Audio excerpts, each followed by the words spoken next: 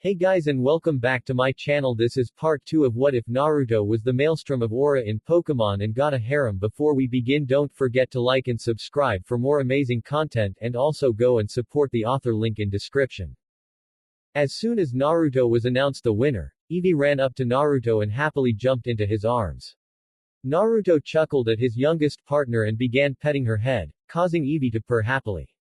Naruto sat next to Riolu and Zorua, who were smiling for Naruto's win. Good job, Naruto, Riolu complimented his friend. You were brilliant and took control of that fight with ease. I'm happy at your victory. That was more than winning, it was a total ass-kicking. Zorua chimed in. He couldn't even touch you, never mind challenge you. He thought he had you with that fireball, but then you come around and bam. You let him have it. Naruto chuckled at Zorua's excited words, even if they were crude. He also thanked Riolu for his kind words. I just hope I won't regret doing that attack, I kind of did it on total impulse alone. Unknown to him, that he was in for a hell of a ride from his actions. Seeing as the injured were being cared for and he had nothing else for them, Iruka decided to end the class for the day. After he made the announcement to be back tomorrow, the kids went to their parents.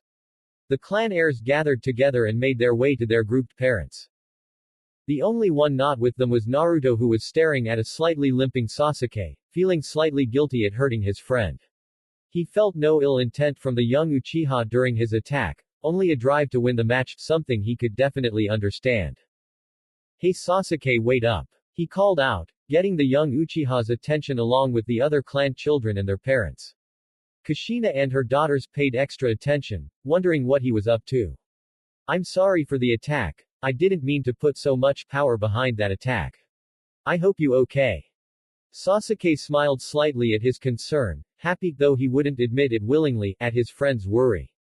Yeah, I'm fine, he replied. My ego is a bit bruised, but I'll be fine otherwise.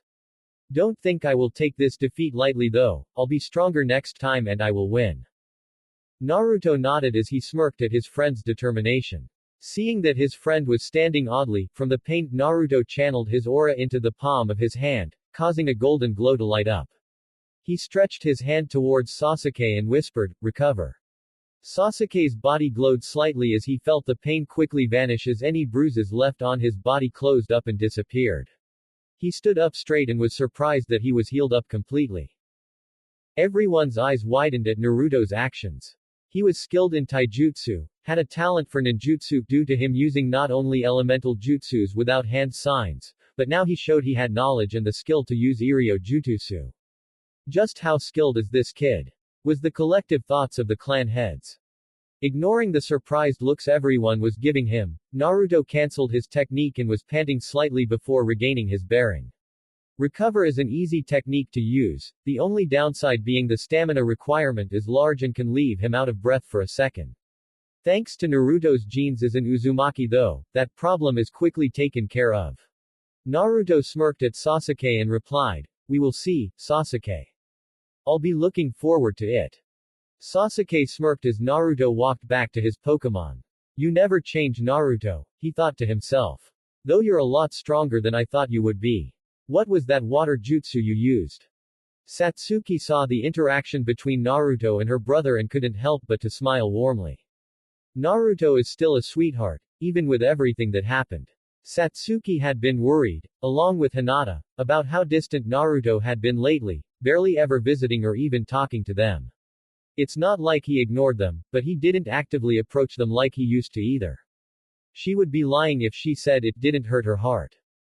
Kushina opened her mouth to call out to her son, to talk to her baby boy, but was ignored as Naruto ran out the field with those strange creatures. Being ignored by her own child, for reasons she knew was her fault, tore at her heart apart. Her daughters held her hands and smiled sadly at her. Don't worry mom, Nami said, rubbing her thumb over Kushina's knuckle. We will get Oni-chan back into the family, Mito finished in an attempt to comfort her dear mother. Back with Naruto in the village. Naruto was walking down the streets, deciding to take a simple stroll since it had been weeks since he was here. To him who has been there all his life, it was a long time. As he walked, he took note the different expressions that the villagers looked at him with. Some looked Naruto with the usual amount of hatred or disgust, some looked at him strangely due to the change of his attire and the Pokémon by his side, and a few others in actual respect. Naruto ignored all of them though, opting to continue to a random training ground. Naruto felt that the academy was far from enough, not that he could complain from all the training he did. Eevee was on top of his head, enjoying the softness of his hair. Riolu was looking forward to a good, hard spar. Zorua was just looking forward to taking another nap under a shady tree. As they entered the training ground, Naruto was enjoying the feel of nature. As Naruto stood there, Eevee's ears twitched and her nose scrunched up. Her head snapped at a tree they were next to before her eyes widened. Everyone move now! She yelled as she ran from the tree. Hearing her yell, the other three jumped away as the tree exploded into sawdust and wood chips. Oh my god! Came the shout of a girl. Are you okay? The figure that spoke out was a young girl with short black hair that was up in twin buns. She had dark brown eyes that held concern for them. She wore a pink Chinese blouse with red sleeve trimmings and yellow fastening buttons on the front. She also wore a tight, form-fitting pair of dark green tights. A pouch was resting on her thigh. She also had generous curves that Naruto's eyes were stuck onto for a moment before looking away quickly. Behind her were two other boys. The first one, who was slightly shorter of the two, had semi-long hair that spiked and curved upward on the front. He wore a white, short-sleeved kimono shirt with a black martial arts belt with dark pants. He also looked to be wearing orange leg warmers on both legs and white bandages wrapped around his hands and arms.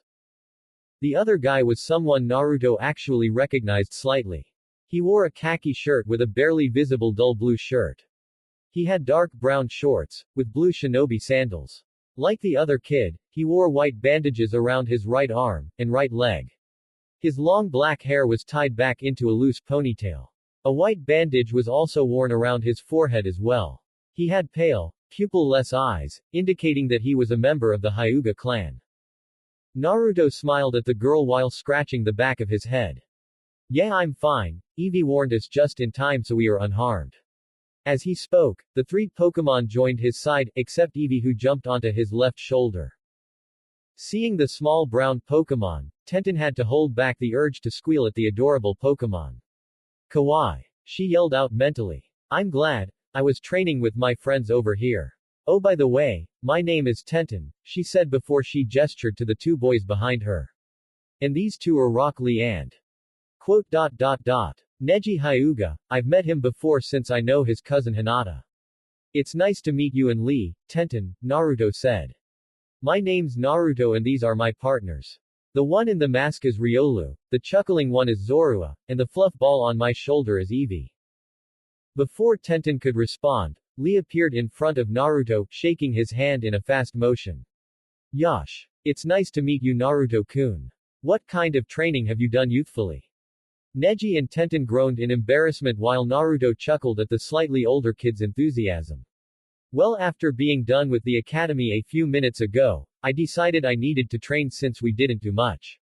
Hard work at training is what I was looking forward to, you know, before almost blowing up from a stray weapon. He chuckled and missed the sparkle in Lee's eyes as he spoke. Yosh, you shine brightly with the mighty flame of youth. Lee declared proudly. Will you do me the honor of joining me in a spar? Naruto shrugged his shoulders. Sure, why not? Sounds like it could be fun and I could use the help. Plus it will be interesting to see where I stack against someone more experienced, but still near my level. Smirking, Naruto a small amount his power. Are you ready, Lee-san? Yosh, let our flame of youth clash in a most glorious match. Tenten-chan, can you referee the match please? Lee asked his teammate who sighed and nodded her head. Neji shook his head as he watched Lee.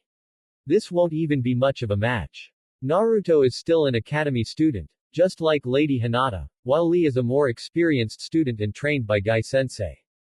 This is just a simple waste of time, Neji thought with a sigh, seeing no way Naruto to be able to match Lee. He has no hard feelings toward Naruto, especially after how he saved Hinata and inadvertently his father, but he just couldn't fight the facts. Tenten and Neji decided to stand under a tree as they watched the spar, though they weren't too interested since it was obvious to them who would win. Riolu sat on a tree branch above Tenten, Zorua decided to take a nap in the shade of the tree, and Eevee stood in between the two genin with excitement in her eyes. Looking between the two fighters, Tenten raised her arms before waving it in a slashing motion. Begin. Here I come Naruto-kun, Lee whispered as he rushed at Naruto in a blur, surprising the blonde guardian. Holy Arceus, he's fast. Naruto yelled mentally as he barely dodged a kick to his head. Quick attack, he whispered as he blurred away from Lee, not taking his eyes off the green-clad genin. Lee's eyes sparkled at the sudden speed Naruto showed, excited at the thought of a high-speed fight. Woohoo! He yelled as he vanished in pure speed. Seeing that he could barely follow Lee with his eyes, Naruto decided to use his aura sense to keep track of him. Naruto dodged to the left as he moved out of Lee's punch. Naruto was being pushed back as he continued to block and dodge Lee's kicks and punches. Naruto ducked under a kick from Lee, but was unprepared for his other foot to swing upwards. The attack hit the blonde in the chin and sent him upwards, followed by Lee who jumped after him. Lee was about to kick Naruto higher into the air, but was stopped by a glowing kick to his chest that sent him flying back. Naruto landed safely on the ground as he saw Lee recover and do the same. Naruto was surprised at Lee's durability, due to the fact he added a good amount of aura to that hit. Not only that, but his attacks are fierce and strong. I feel the pain from each hit, even the ones I blocked. I have to take this fight more seriously. Yosh Naruto-kun. Lee bellowed excitedly. Your flames of youth are very tense right now, so I will have to shine brighter. Lee vanished in a burst of speed. Naruto quickly activated his aura sight, causing his vision to become sharper. This action saved Naruto from a devastating blow to his face, as he was able to dodge the punch. Grabbing Lee's wrist, Naruto pulled Lee forward once more and kneed him in the gut before tossing the bowl-cut kid over his shoulder. Lee skidded on the ground before he recovered his bearings and got back to his feet. Lee, while honestly enjoying the small spar, was surprised by Naruto being able to see him. Fire lit in Lee's eyes as he prepared to take this match more seriously. Riolu watched the match closely, just barely being able to keep up with Lee's speed. The young genin-to-be was definitely skilled and his speed was incredible. Naruto has activated his quick attack just to be able to dodge Lee, but Lee is still keeping pace with it. Naruto might have to use one of his trump cards soon if he hopes to win this match. At the same time, Riolu was confused about something. Looking to Tenten to voice his question, he called out to her, having to use his telepathy to do so. Hey Ten-san, how come Lee has yet to do a single ninjutsu or even genjutsu? All he's done is taijutsu, how come? That's because Lee can only use taijutsu, Tenten responded, shocking Riolu. His chakra coils are so damaged that even low-level jutsu is impossible for him. He can still use chakra, but that's about it.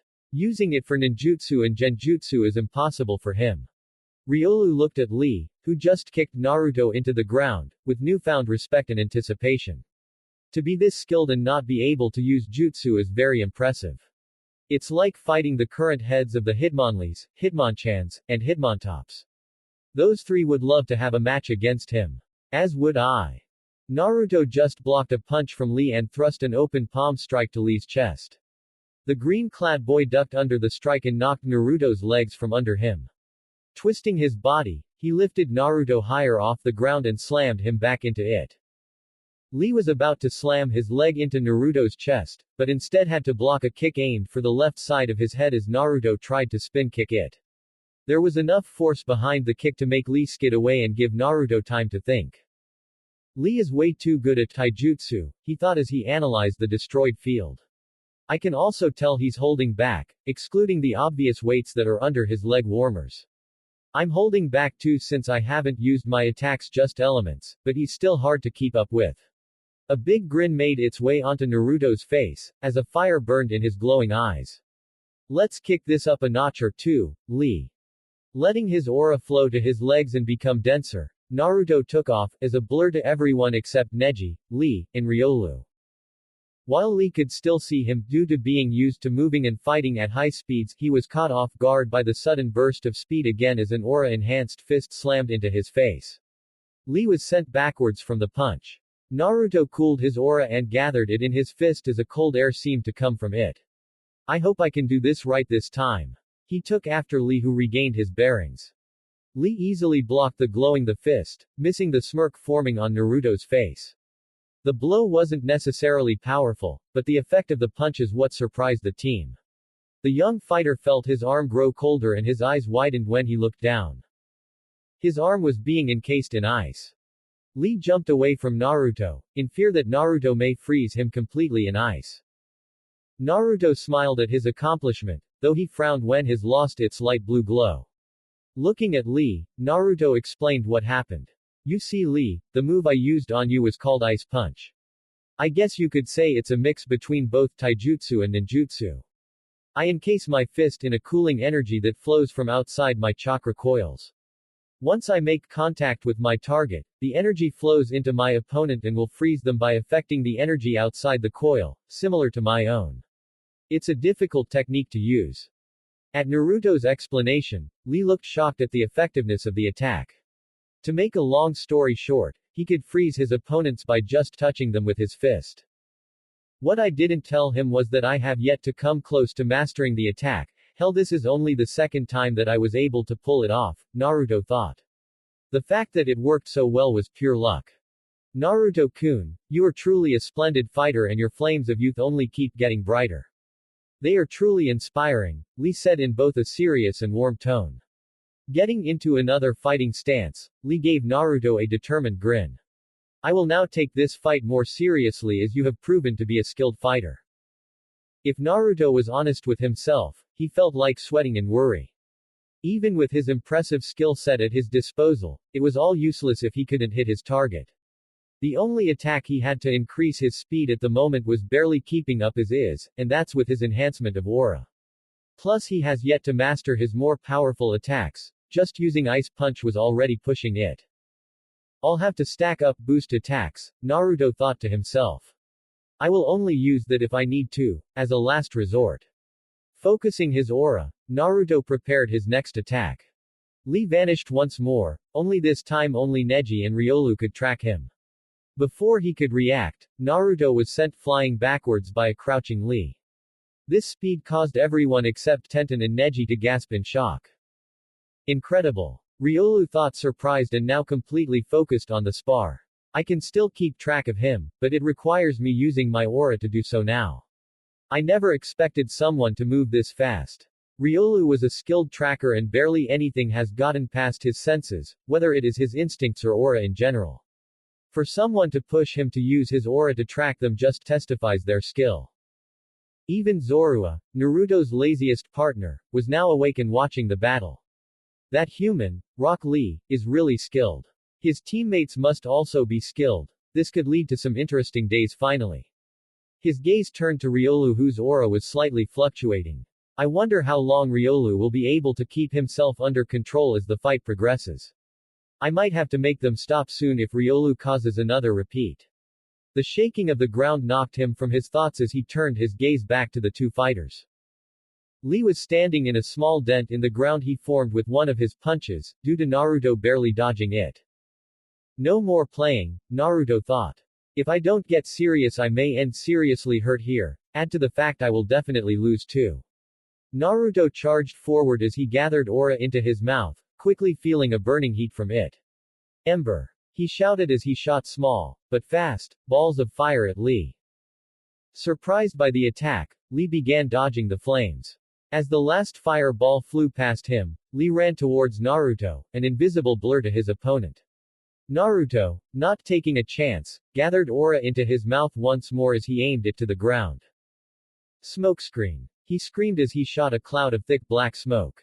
When it hit the ground, it spread out quickly and completely blocked Naruto from view. Lee stopped short of the smoke and back-flipped away from it. When he landed, he didn't notice the grass glow slightly and tie itself together. His back heel hit the knot and he fell backwards and slammed into the ground, causing a small crater to form. Tenten's eyes widened, confused by Lee falling as if he was tripped. Lee may be an idiot sometimes, but he would not make a mistake like that, especially in a fight. Plus, to cause a crater, even a small one, from such a simple-looking fall was confusing to her since he wasn't heavy or anything. Something is not right here. Neji narrowed his eyes at Lee falling. He may see Lee as a loser sometimes, though his father says he's an exceptional fighter, but he knew Lee well enough that he would not make a mistake like that. Not after all the training that guy puts into his skull. Something caused Lee to fall, that much he was certain. It was not circumstantial. Riolu smirked, knowing what happened to Lee. Grass knot, a very versatile grass-type attack where the heavier the opponent then the more damage the attack does to them. When dealing with these specific humans, the rules change slightly due to the presence of chakra in their coil system. The more chakra that the target has, then the more damage. And judging by the damage and the crater, he has a decent amount of chakra. The damage was more due to the chakra than his weight since he obviously doesn't weigh much. Sensing danger coming from the cloud of smoke, Neji activated his Byakugan activated on pure instinct. Seeing a buildup of energy, Neji called out to his sparring teammate. Lee, don't let your guard down. Lee, alarmed, looked towards the smoke in time to see the same fireballs from earlier emerge and rush at him. Lee was about to jump out of the way, until he felt he could not move his legs. Looking down, he saw another Naruto had a tight grip on his ankles. His eyes widened as he brought his arms up to try and defend himself against the attack. The fireballs exploded upon impact with Lee's arms, not only destroying the ice left on Lee's arms, but also sending Lee sailing backwards. Lee's back skidded against the ground into a nearby tree. Naruto walked out of the dissipating smoke, a bead of sweat rolling down his face. The sudden change between using his aura and his chakra can be taxing as he has yet to master the transition. He can use them both for simple tasks without tiring, but for attacks and jutsu is a whole different level. His use of grass knot which he has yet to master either, then the fast change to using chakra to make a shadow clone, followed by another change back to his aura so he could fire another ember attack was very taxing. The switches alone took his breath away. At least, Naruto thought as he slowly regained his breathing. He isn't going to get back up. Naruto looked toward his downed opponent, only for his eyes to widen in shock. Albeit weak-kneed, Rock Lee was standing back up and looked ready to continue their match. Lee's pain tolerance is incredible. His whole body must be screaming against him right now. Naruto thought to himself as his own legs felt heavy. I have to go and use it if I hope to win. Concentrating, Naruto began to gather the energy in his body once more, causing a different feeling to begin forming. Riolu, Zorua, and Eevee were surprised by the red-tipped blonde's action. They were not expecting Naruto to be forced to use that power so soon, especially since he still needs to work on his control in that state. Okay, that is enough sparring for the day. The loud yell broke Naruto's concentration as he looked towards the source along with everyone else. To his and his Pokemon's surprise, the yell came from a man who looked like an older version of Lee, with a few differences. He wore the same green jumpsuit, and the same leg warmers. The only real difference was that the older version of Lee had a bowl cut, while Lee did not. Plus the older version of Lee had a green flak jacket, signifying him as a Jonin. The Jonin jumped from the tree he was in and landed between the two fighters with a huge smile on his face. I apologize for being so unyouthful as to end this most youth-inspiring match, but we have a mission today. Neji nodded his head as he crossed his arms. Tenten went to check on Lee, and Lee cheered loudly. Naruto gave the loud genin an amused grin before turning his gaze to the Jonin, who returned the gaze. I must admit, young man, the older man said. You were very impressive. Your flames of youth were shining brightly, it was difficult to gaze into. May I get your name? Sure thing, Naruto shrugged. My name is Naruto and who are you? My name is Maida Guy, the beautiful green beast of Konoha. The now-named guy yelled out as he gave a large toothy grin that flashed light from the bright sun. Naruto chuckled at Guy's strange antics, clearly amused by how alike he and Lee are. When being around Pokémon and their strange antics, especially the prank-happy ghost types, not much can bother him. Well, I'll let you guys get back to your mission, Naruto said as his exhaustion began to fade. Turning to the three older kids, Naruto gave them a big smile. It was nice meeting you guys. Lee, I hope we meet again soon and finish our match, it was really fun. Naruto was being honest, he didn't expect for someone his age, if slightly older, would be able to give him such a rewarding spar, especially with how much he has learned. After all, Naruto would class himself at low chunin, mid chunin at best. Lee gave Naruto a thumbs up and a wide grin that flashed in the light. Yosh, I hope we could let our flames of youth clash in a most exciting battle once more, Naruto-kun. I will see you soon, my new youthful friend. Neji and Tenten's sweat dropped at Lee while Guy held a proud smile as tears fell from his eyes. Lee, you are such an inspiration of youth. I'm so proud of you. Lee turned to his sensei with his own tears falling from his face. Thank you, Guy sensei. I will continue to make you proud, and should I fail, I shall run around Konoha 100 times using only my hands. Yeah, I'm going to now, Naruto drawled before he ran off, his instincts telling him to stick around lest he be scarred. Around the Pokémon, let's say he's learned to trust that nagging instinct both inside and outside of battle. His Pokémon quickly followed after him. No one noticing that Neji was watching him closely. Just what was that strange power he was using? I know for a fact that most of the time he was not using chakra. The only time he used chakra was when he made that clone of his. Then before Guy Sensei stopped them, he was beginning to use a new type of energy that was like neither yet the same as them. Just who are you, Naruto?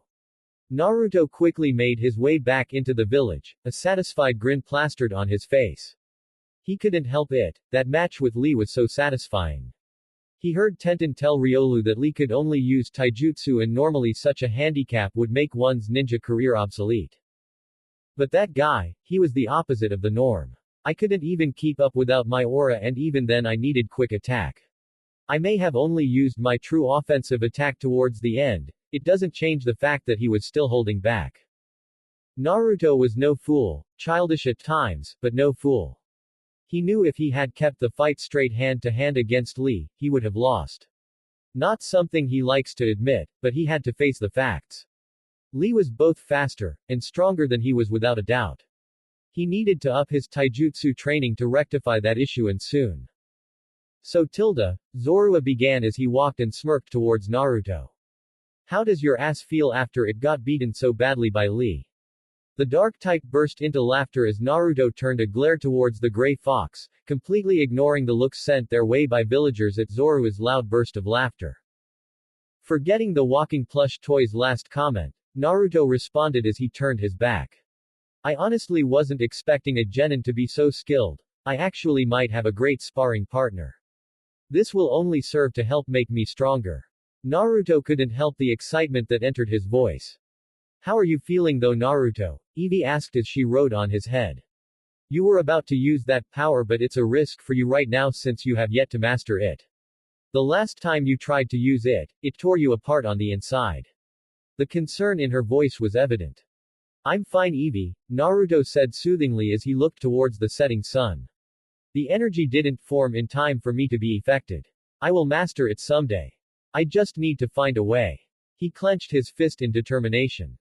Looking to the left, Riolu stopped walking. Someone is here, Naruto. This caused them all to stop walking and look to the direction that the emanation Pokémon gazed. You can come out now.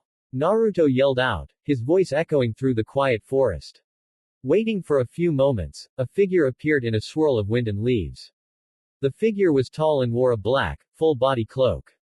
The only part noticeable was the white, weasel mask. This signified this man is one of Konoha's Anbu Black Ops. Naruto Uzumaki, the man spoke in a muffled tone due to the mask. It is good, but he was interrupted by an annoyed Naruto. Stop right there, Naruto said as he stared into the figure's mask's eye holes. We are friends, damn it, so stop addressing me such a way, Itachi. Naruto knew who it was, due to him recognizing the aura signature of the teen. The figure stood for a few moments, before he slowly removed the weasel mask and revealed the young Uchiha heir's handsome face. His facial expression was emotionless, but his eyes widened a slight fraction, showing how surprised he was at Naruto knowing who he was under his mask.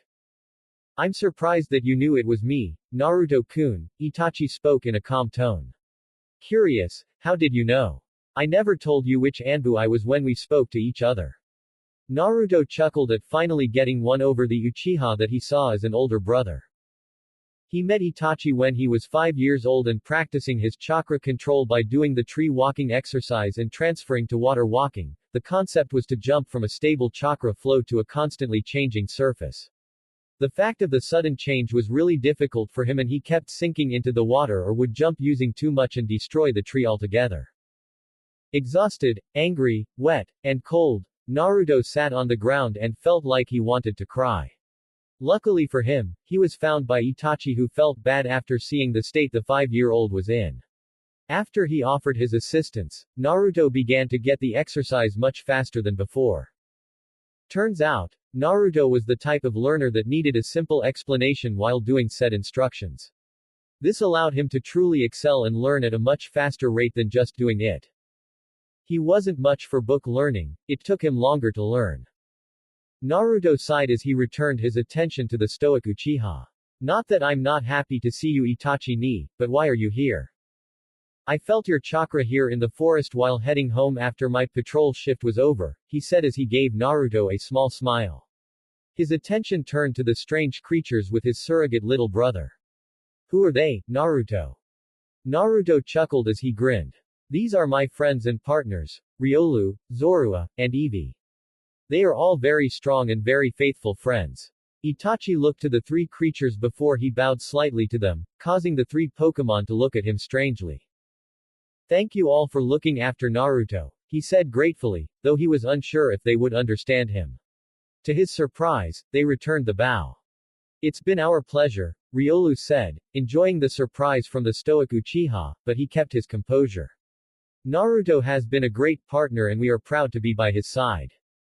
Itachi looked to Naruto, looking for an explanation. So Naruto, what are they exactly? No offense to you all, but creatures with your appearance are not exactly normal. Plus with how absent you have been lately Naruto, I can only assume it involves them in some way. Naruto sighed as he figured he would get this from Itachi, he is always very calculative after all. Due to this, he knew Itachi would be able to tell if he was lying almost instantly.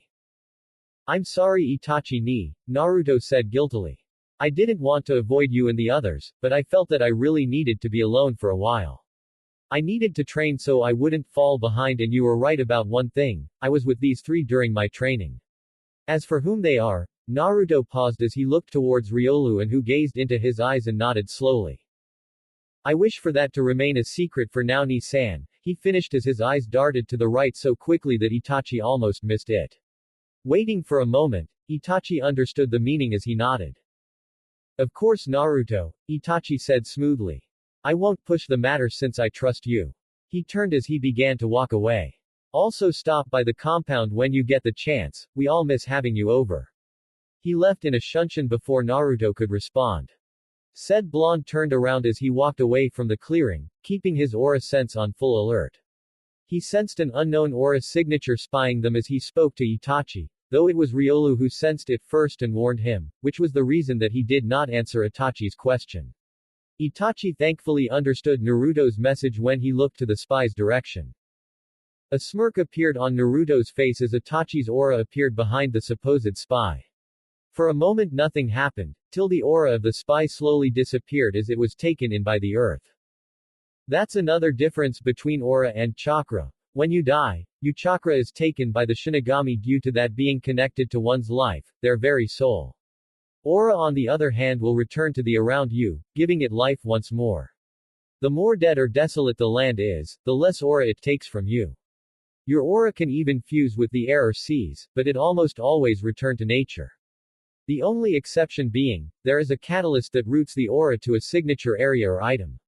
In these cases, you can use this aura to learn who was there as the aura cannot be absorbed. Naruto and his Pokémon continued with their pace as they re-entered the village. Some were glaring at them, main targets being Naruto, Zorua, and even Eevee, while others just stared at them strangely. The looks ranged from curious, scared, to awe though that mostly pertained to the children. Naruto glared back at the crowd, not liking the way they were looking to his friends. They could glare at him all they want, but no harm will come to the Pokémon under his care. He released a small amount of his aggressive aura that caused the villagers to sweat in fear of the feeling that came from Naruto. It showed very clearly that he wouldn't back down from them, consequences be damned. He was ready to break every bone in their body if they took so much as a step in their direction. They quickly looked away, or hurried out of sight of the angered young man.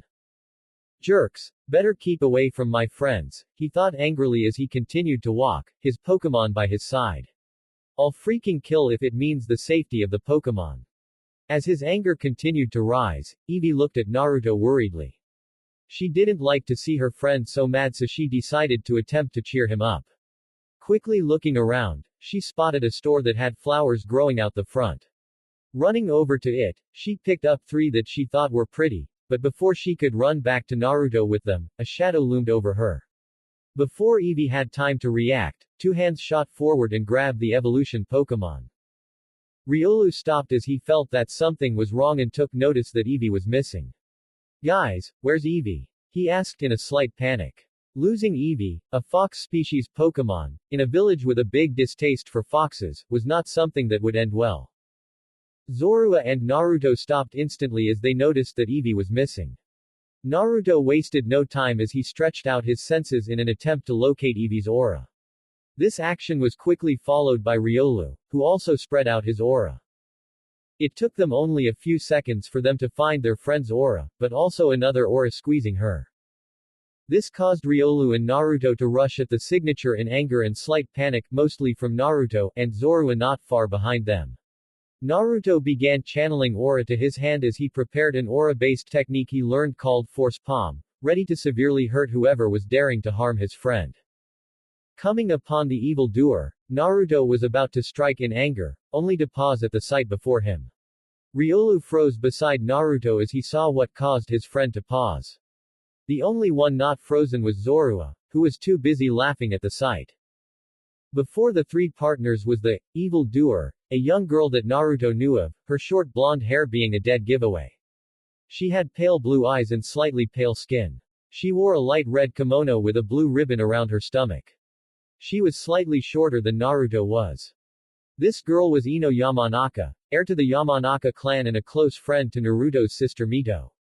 She also has a deep infatuation with his friend Sasuke. The young girl was squealing in pure joy as she skipped around, Eevee trapped in a deep embrace.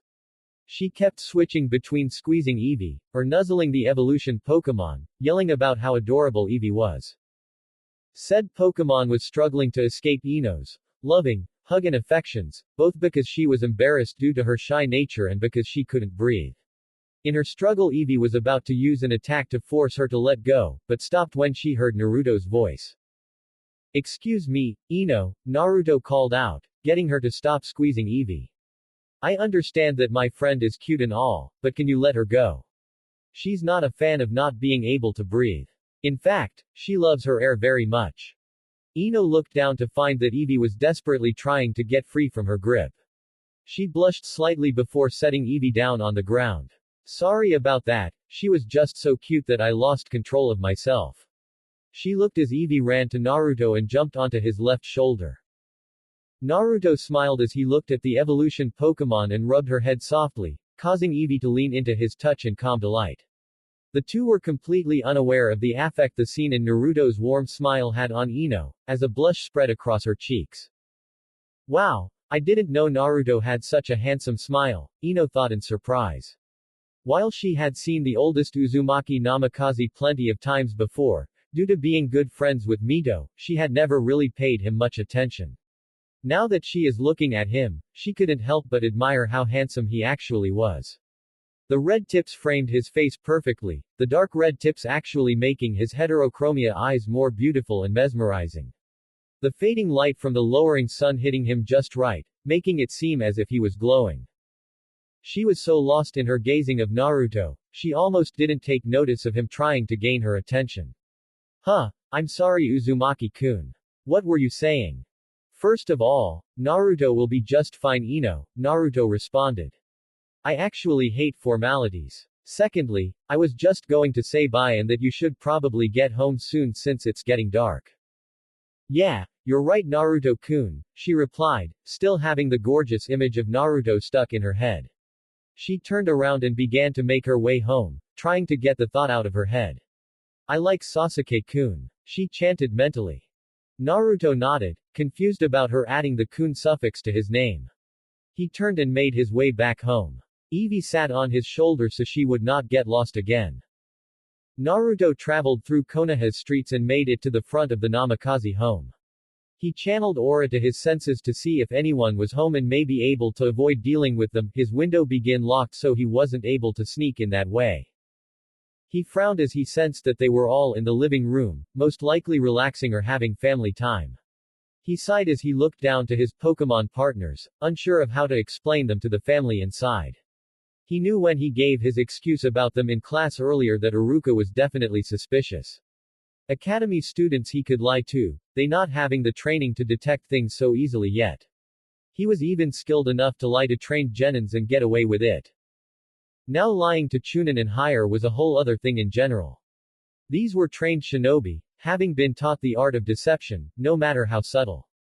He could maybe trick some, but those were the ones who didn't take their training as seriously as others or they underestimate him, not seeing him as a threat at all.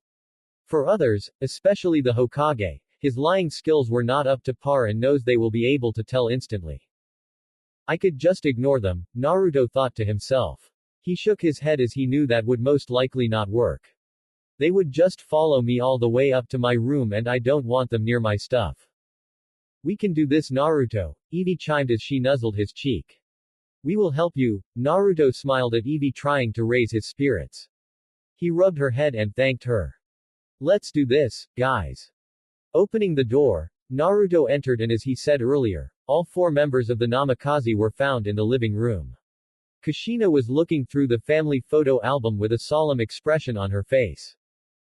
Minato sat across from her and was looking through papers as he was signing them. Across from each other by the table in the middle of the room were Nami and Mito. They looked to be playing a game of shogi, a game where Nami was obviously losing. She wasn't one for games that required patience or strategy. As he entered, he immediately gained everyone's attention. Kushina looked at him with watery eyes. Minato's was both solemn and calculating, his sister's eyes held both regret and wonder. Naruto merely closed the door and made his way through the room, hoping to be able to get away without being bothered. He didn't want to be around the source of his rising anger. Sadly, it was not meant to be as Minato called out to him. May I help you, Hokage-sama? Naruto asked in a polite, yet monotone voice. He will not call Minato his father, due to him not deserving the title from him.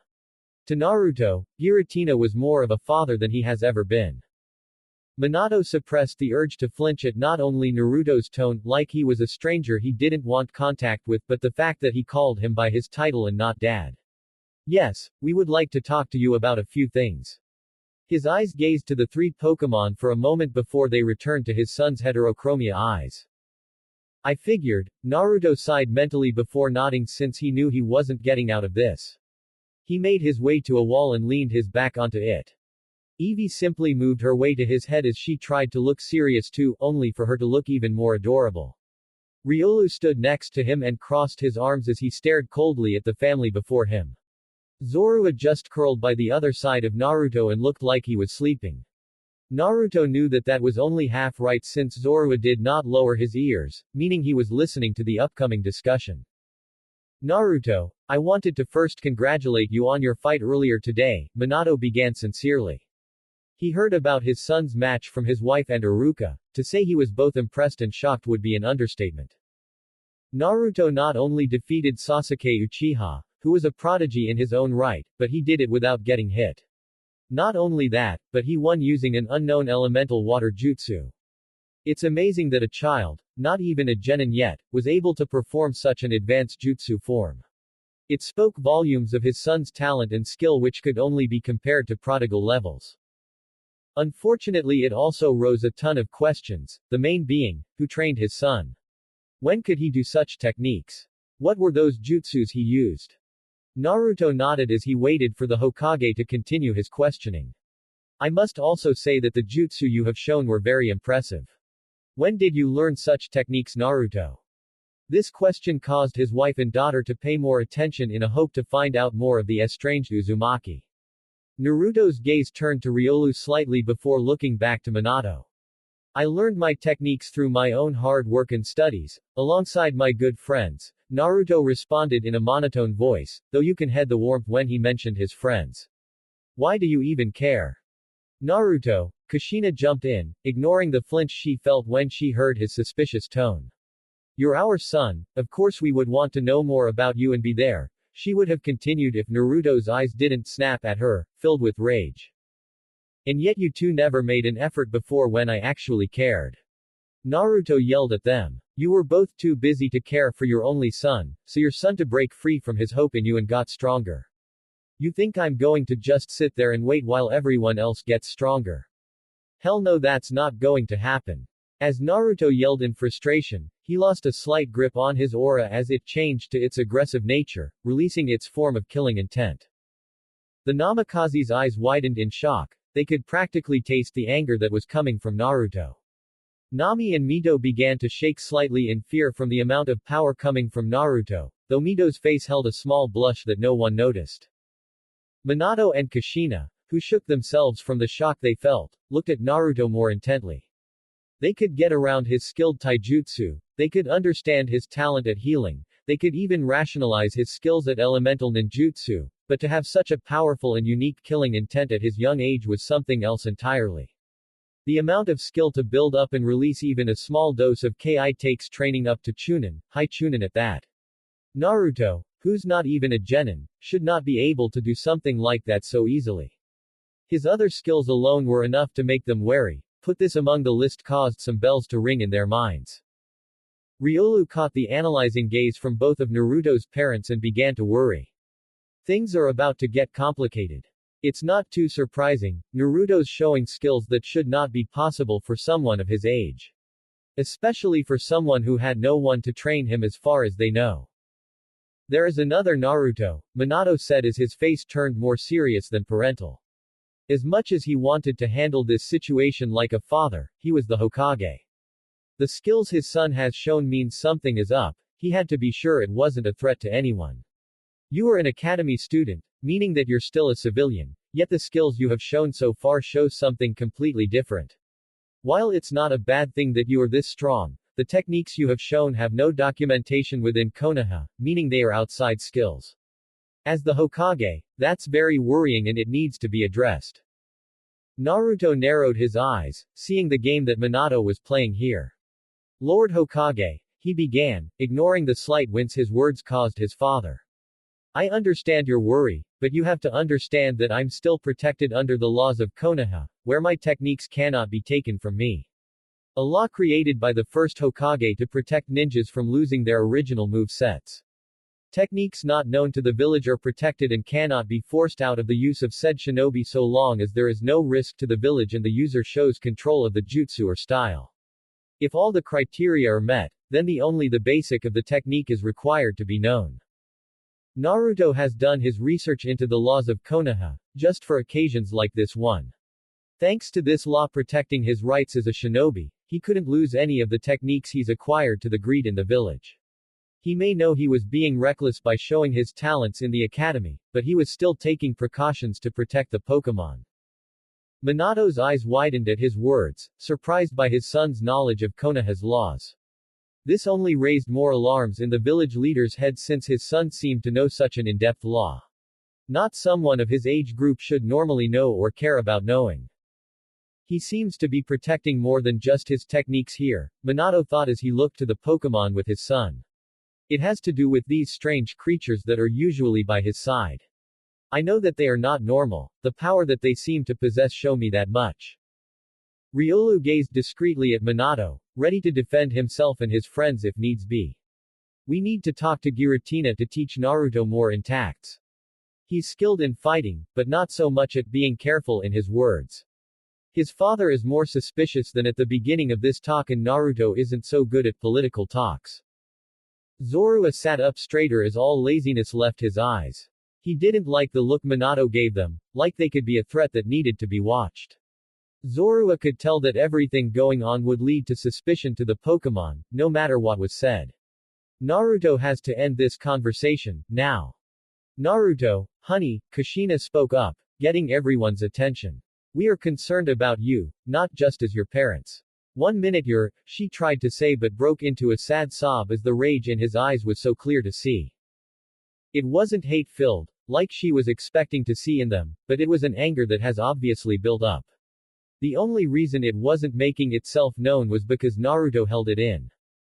Right now, none of you have any right to question me as either shinobi of Konoha or as parents of Naruto. Naruto replied coldly, not caring for his sobbing mother right now. He refused to be made to listen to people who never listened to him. As shinobi, while your worry is noted, it's completely unprecedented and unfounded.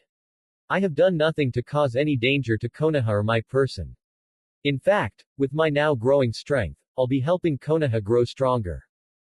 Also, you can take Itachi Uchiha as an example of a shinobi who was strong at a very young age. He was even much stronger and more skilled than I was when he was the same age as I was, and he gained that skill mostly on his own. From what I can understand, you were the same Hokage-sama. Beyond the level of skill that was expected of an academy student, long before you were taken in and trained by Jiraiya-sama as his apprentice. As Naruto spoke, Minato and Kushina could not find any faults with his words or logic.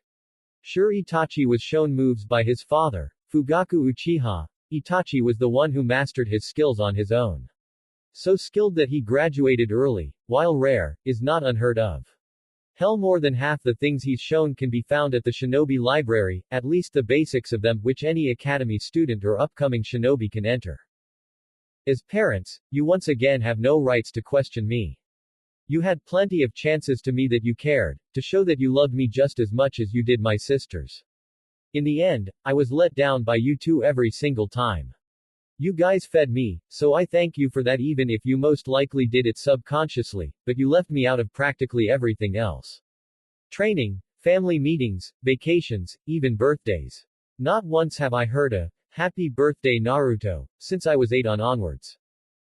Hell, the last gift that I got from you two was some kind of hand-me-down toy that you got at some sale, while my sisters each got brand new toys along with a mountain of other gifts, and that was years ago. Compared to them, I'm not worth a damn thing in your eyes. So just do us all a favor and just leave me alone. That's something that you are really good at after all. Let's go, Riolu, Zorua, and Eevee. He walks past his parents, who were both too stunned and hurt to stop him, with the 3 mentioned Pokémon in tow.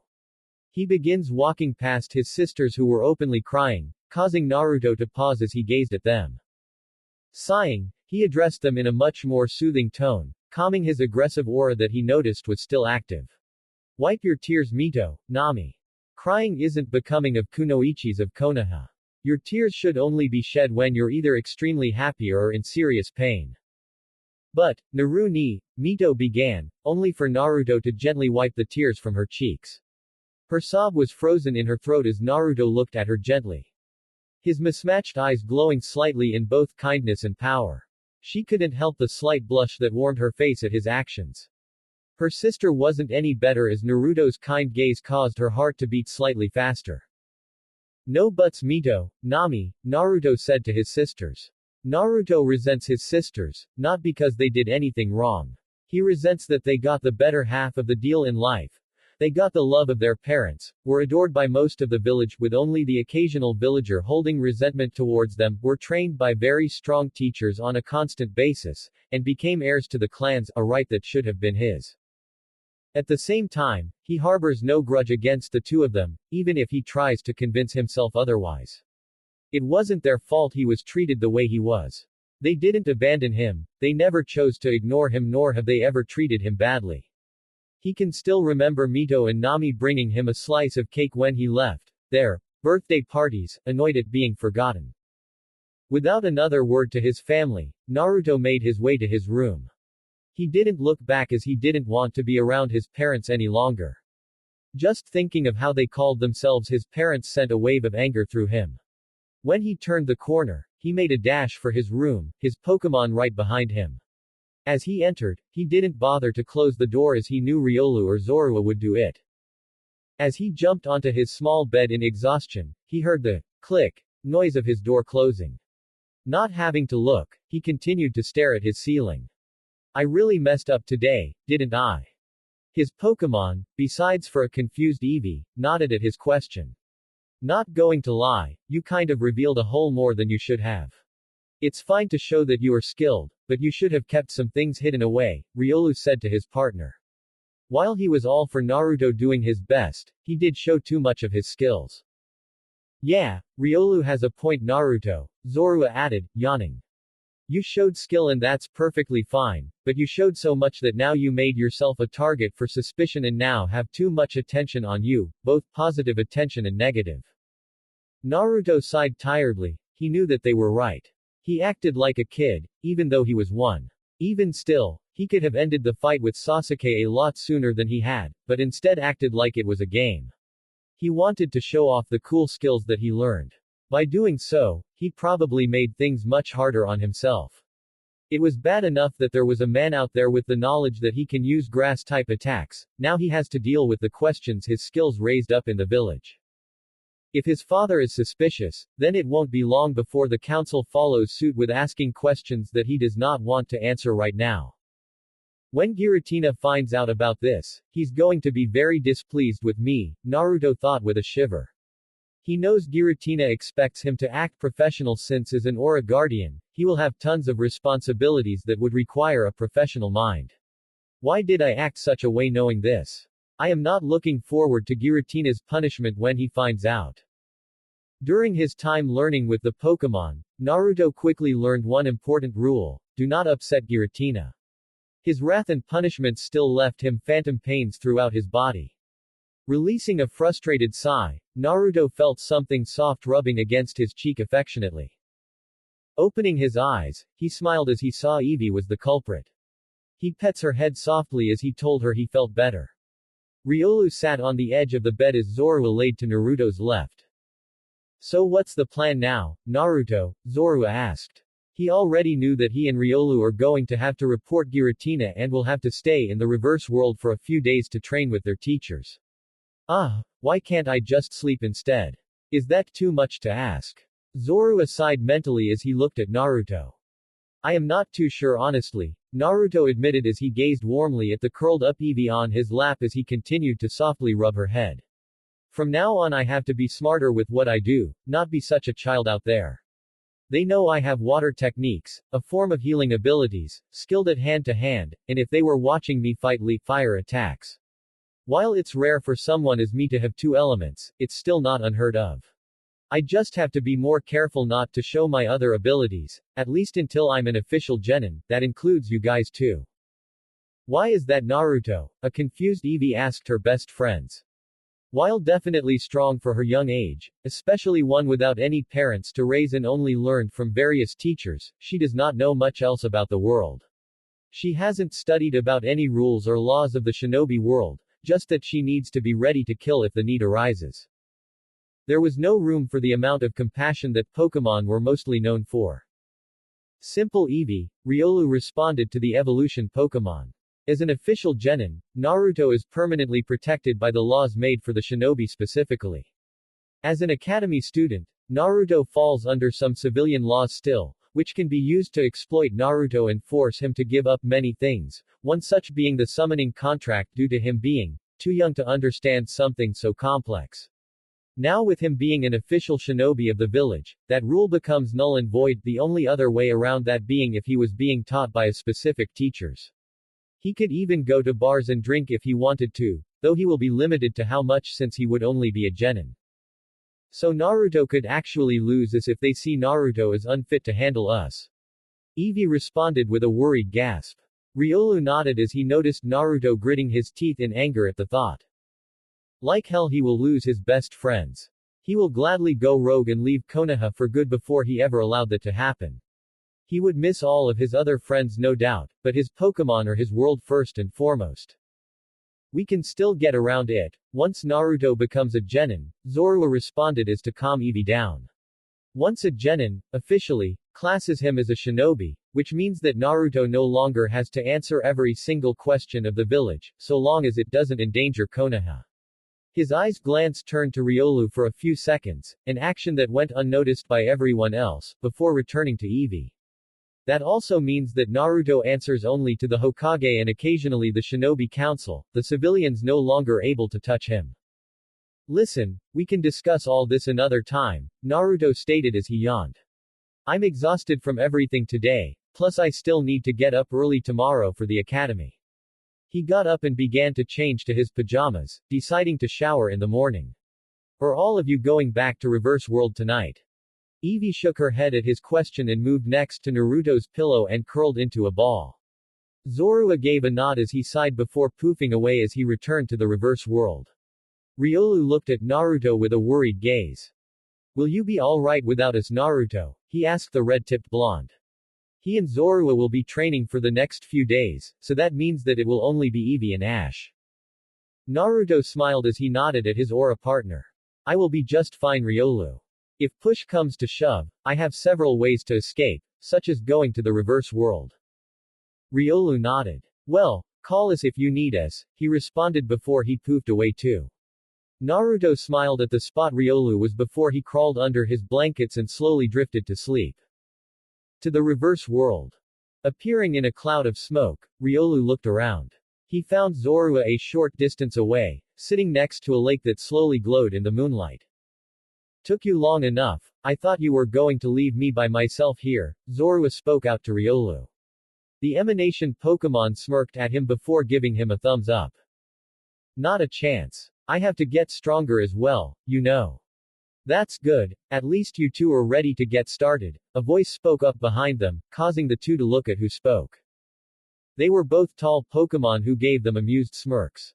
The first Pokémon was Zoroark, the final evolution of Zorua. The second Pokémon was just as tall as Zoroark, but that's where the similarities end. The Pokémon is a bipedal, canine-like Pokémon, with fur that is predominantly blue and black. It possessed a short, round spike on the back of each forepaw, in addition to a third on its chest. It had a long snout and ears. It had a fang that protruded from its upper lip. It possessed cream-colored fur on its torso, and blue fur on its thighs that resembles shorts. It possessed a medium-length tail of the same blue color as well. It stood on its toes rather than on its entire foot. It had 4 small black appendages on its head that hung downward. This Pokémon was Lucario, the Aura Pokémon and the final evolution stage of Riolu. It was also Naruto's Riolu's primary teacher. So are you boys ready to get this training on the way? Lucario asked. Riolu raised his fist to his chest and bowed slightly in respect to the two experienced Pokémon. Zorua sighed in annoyance before lying down. Since it seems that you are giving us a choice, he said as he yawned. I will just go to sleep. Have fun, Yuji. He began before it was lifted up by Zoroark holding him by the gruff of his neck. Shut up, you lazy brat. Zoroark said in amusement. You and Riolu are going to be worked to the bone so that you can kick serious ass, dipshit, so get off your ass and start running those stubby ass legs of yours, brat. She threw Zorua forward, who stumbled before finally landing on his feet. Get running, brats. We want 10 laps around this lake right now. If you are not done in 1 hour, and you better thank your asses that Lucario here convinced me to reduce the time limit, then your slow asses will start over while dodging our attacks. Now move. In fear, the two Pokémon took off running so they don't anger the laughing Zoroark. You didn't have to be so rough with the two, Zoroark, Lucario said next to Zoroark. The dark-type Pokémon shook her head at her friend's words. You are too soft on them, Lucario, she said. In the world we now inhabit, we can't be so soft and delicate. We have to be crass and ready to do what needs to be done. Add to the fact, let's not forget how your student can get. We have to train Riolu so he can gain complete control, while we train Zorua to stop should the worst happen. Lucario nodded at his fellow teacher's words, knowing the truth behind them. Could you at least tone down the cursing at the very least? Zoroark gave Lucario a mock-hurt look. Never. She replied. It's my fucking calling card, damn it. I thought you liked it anyway. Why must everyone be a damn critic? Lucario shook his head at her actions, which were now of her crying a waterfall of tears. Why can't she be the least bit normal? To the Namikaze house. Not far from Naruto's own room. We find the parents of said young man talking. Minato was attempting to comfort his wife, who was distraught at Naruto's words. His words and complete distrust in them, his own parents, caused deep pains in both of their hearts. He even refused to refer to them as his parents, let alone his family. What are we going to do then, Minato-kun? Kushina asked her husband, her voice raspy. Our baby boy wants nothing to do with us. What if pushes us further away than he already has? What if he finds a different family? What if, when he graduates the academy, he decides to move out? We can't stop him by that point, he will be legally able to leave us. I don't want that to happen, I don't want to lose my baby boy Minato-kun. Minato pulled his wife to his chest as he rubbed her long red hair soothingly. It worked as he could hear Kushina's sharp cries turn to soft sobs. He had to figure out how to get his son back with his family, not just for him but his usually strong-willed wife. He couldn't stand to see his love in tears. Don't worry Kushi-chan, he whispered in her ear.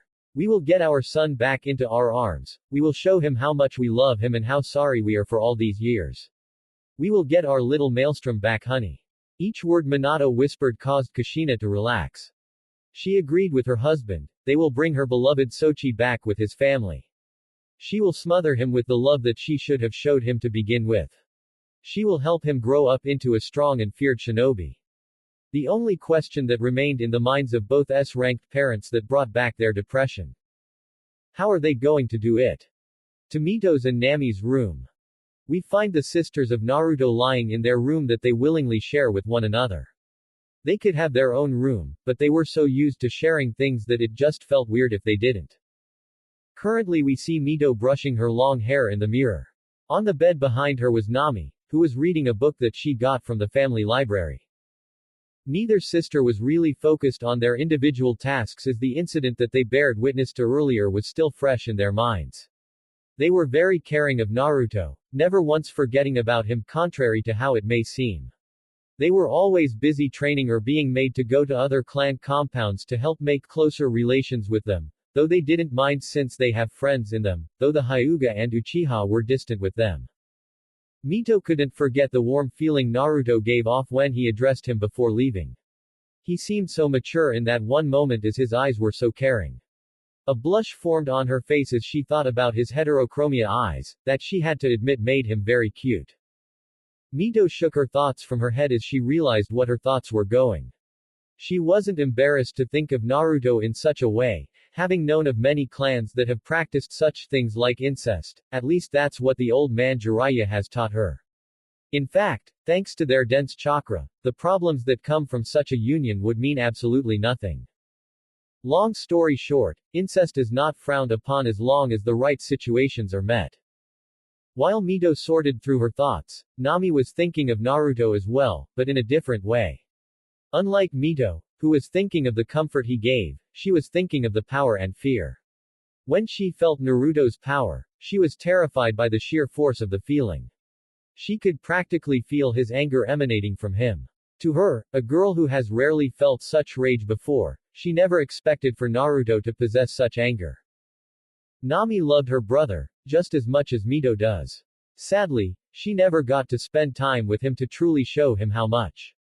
She had at least been able to get him gifts on his birthday, due to knowing he didn't get much if anything. Mostly clothes that she got him when she goes shopping with her friends or their moms. She loved the tingling feeling she gets when she sees him happy, but this time, it was completely different. She didn't feel his joy, just his anger, and that scared her. What if her dear brother began to hate her? What if he was angry at her for not always being there for him? What if she was a horrible sister in his eyes?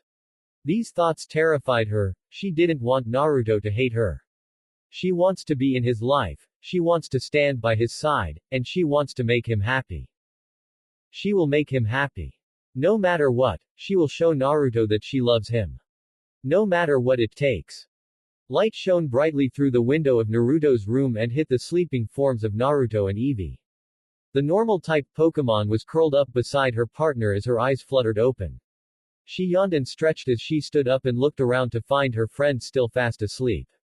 Eevee nudges her head against Naruto's in an attempt to wake him up, only for him to grumble and lazily waving her away and turning away from her. Eevee pouts at Naruto's back at him, brushing her off like she was a bother to him. She narrows her eyes as she channeled aura to her teeth as she opens her mouth and mixes the dark attribute of aura to it. Bite! Eevee yelled out before chomping on Naruto's arm, causing him to yell out in pain as he jumped out of bed. Eevee looked at Naruto playfully as she tried to hold in her chuckles. That will teach him to ignore me and shoo me away like I'm some type of pest. Naruto narrows his eyes at Eevee, not happy being awoken so violently, as his wound began to heal up like it never happened. Eevee, did you really have to wake me up in such a damn way? That hurt. You wouldn't wake up Naruto, Eevee responded playfully. I tried the nice way, but you just shooed me away. Naruto scratched the back of his head before looking to the clock by his bed. It's still early, classes wouldn't start for another 3 hours. Looking to the normal-type Pokémon, Naruto raised an annoyed eyebrow. Any reason you woke me up this early? Giratina-sama told me and the others to make sure you don't slack off on your training, Eevee replied. Since Riolu and Zorua are going to be gone for a while, that job falls to me. Naruto sighed at her words, knowing that he would lose the argument in no time, especially if it was on Giratina's orders. Getting out of bed, Naruto began gathering his clothes for his 2-hour training session. Slipping out of his night clothing, he slipped on his training uniform. He now wore a tight, orange and black long-sleeved shirt. He wore slightly baggy pants that hung loosely around his ankles, but were tied by strings. He wore dark red shinobi sandals that were hardened and slightly dirty. These clothes were made for him by the many motherly Pokémon in the reverse world, which helped him due to not knowing which clothing had the flying thunder god seals. He smirked as he looked himself over before turning to the young evolution Pokémon. Let's get going Eevee, we will start with a nice jog so I can at least wake up before perfecting our attacks. Eevee nodded her head as she jumped onto Naruto's left shoulder as he left the room. Channeling some aura to his senses, Naruto noticed that the only one up was his mother, who was still in her bedroom. Moving quickly, Naruto made his way downstairs and only stopped for a moment to grab an apple and some water before they left. Outside, Eevee jumped off her trainer's shoulder as she stretched. Smirking to the small Pokémon, Naruto bent low as he got into a running position. Get ready, Naruto whispered as he placed his hands on the ground. Get set, Eevee replied back, determination and concentration in her voice. Her body was adjacent to the ground, ready to take off. Go, go! They yelled as they ran off at top speed, being barely a blur to an untrained eye. Naruto looked to his left as he saw Eevee smiling as she began to gain more speed. I forgot how fast Eevee really was, he thought as he smiled. Out of the 4 of them, Eevee was actually the fastest with Zorua being the second, then Naruto and lastly Riolu, but not by much. He knew this speedy run was merely a casual pace for Eevee, meaning he had a lot to do to catch up to her speed. After running for about 5 more minutes, Naruto and Eevee made it to an unused training ground and were happy to see how peaceful it was. He looked to the young Pokémon, who wasn't even winded by the run. Are you ready to get started, Eevee? Naruto asked. Eevee nodded enthusiastically. Alright then, let's get started with our control. The Namikaze household. Kushina was in the kitchen as she began to make breakfast for her and her family, sipping from a cup of coffee. She cracked some eggs as she poured the contents into a bowl. Next to her was a shadow clone that was setting the table for her. The young mother was lost in thought as she wanted to make sure that this breakfast was absolutely delicious. She wanted to make it taste perfect for her estranged son as her first step to bringing him back into the family. Kushina had no idea how to start connecting with her son, not after foolishly neglecting him for so long. Her baby boy wanted nothing more to do with them and she couldn't blame or fault him for it.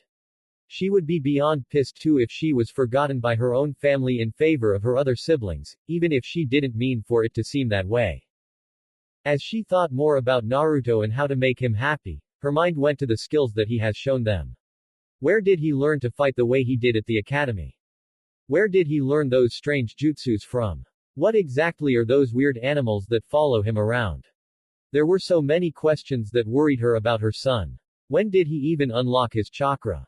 Unlocking one's chakra was a very dangerous process if you do it wrong. She was terrified that he may have did it by himself. She could imagine how she would feel in his position as he tried to find his chakra while she and her husband helped his sisters. All because he was forgotten by his family, by her. Before she could think further, footsteps were heard behind her, which caused her to turn around to see her 2 daughters enter the kitchen. They were dressed in their usual attire of civilian shirts and shorts. Good morning girls, Kushina called out to her daughters, who smiled at her. After getting a Good morning. In return, the older redhead looked around for her missing child. Is Naruto-kun not awake yet? No Ka-san, Mito replied. He's awake because he wasn't in his room. We thought he was down here already. She looked around for her older brother, but noticed that he was nowhere to be found. Nami poured herself some juice as it helped her to wake up easier. Yeah, we wanted to see if he wanted to walk to the academy together. Maybe he's out on a walk or something since the academy isn't for another 45 minutes. Kushina smiled at her daughter's attempt to get close to their brother. It showed their traits as true Uzumaki, wanting to be close to your family. It actually made her pause to think, why did she ignore Naruto then? As both an Uzumaki and a mother, her son should have never left her mind. So why? Ka-san, are you okay? Mito asked in concern for her mother. Kushina didn't realize that a tear fell from her eyes as she was lost in her frantic thoughts. The oldest redhead smiled softly at her daughter's worry. I'm okay, Mito dear, Kushina replied as she dried her tears and turned back to cooking. Just had a lot on my mind this morning, sweetie. Is your father awake yet? Yeah, I'm up, Kushi-kan, Minato said as he entered the kitchen in his Hokage attire. Though I can't stay long unfortunately, I have to get to the office early today. He kissed each of his daughters on top of the head and followed it by kissing Kushina tenderly on the lips. Where's Naruto by the way? I wanted to wish him a good day at school. Just as he spoke that, they heard the front door burst open, which were quickly followed by fast-paced footsteps, too soft to be a normal person's. The sudden noise caused Minato to pull out a tri-pronged kunai from his left pouch while Kushina took a stance with the kitchen knife in her hands. Her shadow clone even took a taijutsu stance in case it was needed. Both parents and the clone were ready in case the cause of the footsteps turned out to be hostile in any way. Nami and Mito both got into a sloppier version of their mother's stance due to not having mastered it and being very tired. They were still ready to defend themselves if need be. When the source of the footsteps entered the kitchen, they all visibly relaxed as it turned out to be the strange fox that Naruto hung around, Evie. Evie looked up at the family of her partner, confusion on her face at the fact that they were in a fighting stance. Her head tilted to the side as she voiced her confusion, Evie. The confused look, combined with the head tilt, was too adorable for the family to handle as their hearts melted from the innocent stare. Before Mito and Nami could squeal and scoop up the unsuspecting evolution Pokémon into a bone-crushing hug, another set of footsteps caught their attention. The family looked towards the entrance of the kitchen to see the missing member of their family come to a slow stop in the kitchen, indicating that he was running a moment ago. He looked like he went through a small cyclone due to the sweat, dirt, and grime that he was covered in. He had a few burn marks here and there, but nothing to raise alarm at as they seemed to already be healing. His usual spiky hair seemed to be slightly patted down due to all of the sweat.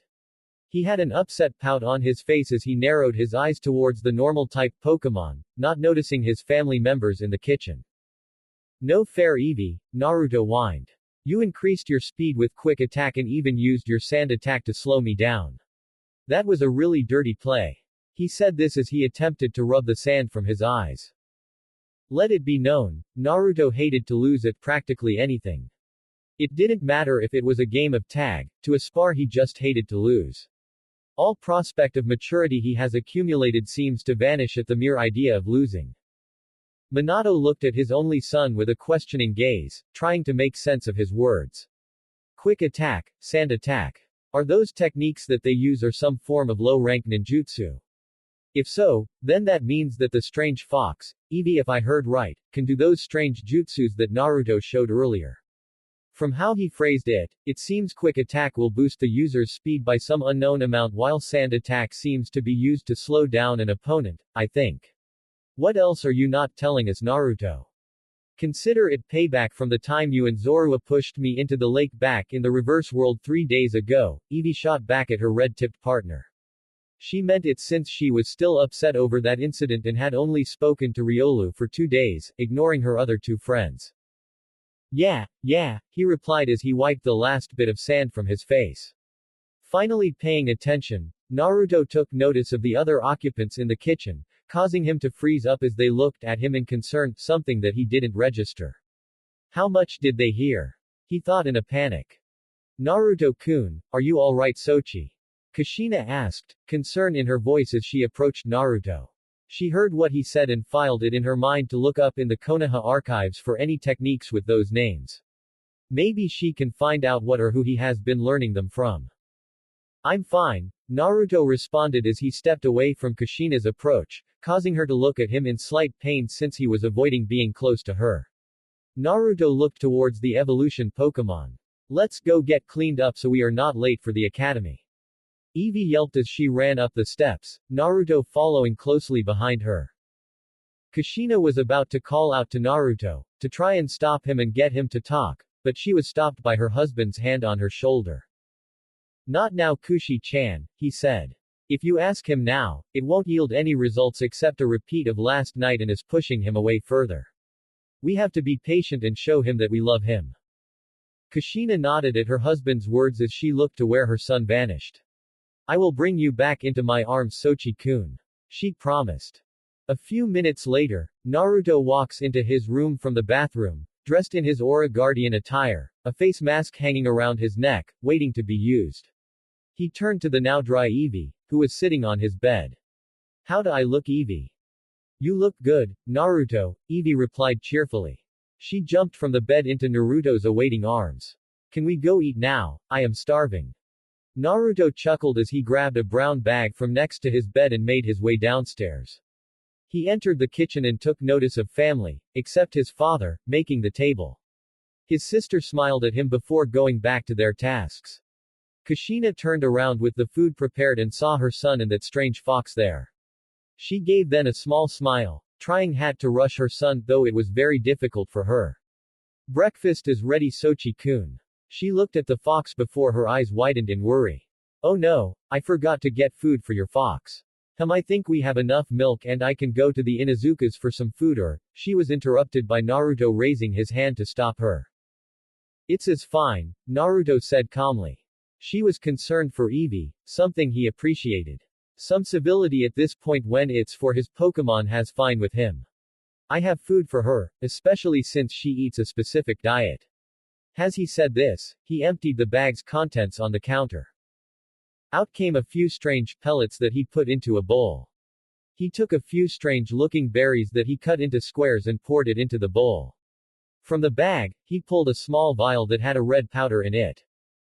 There you go Eevee, Naruto said as he placed the bowl on the floor.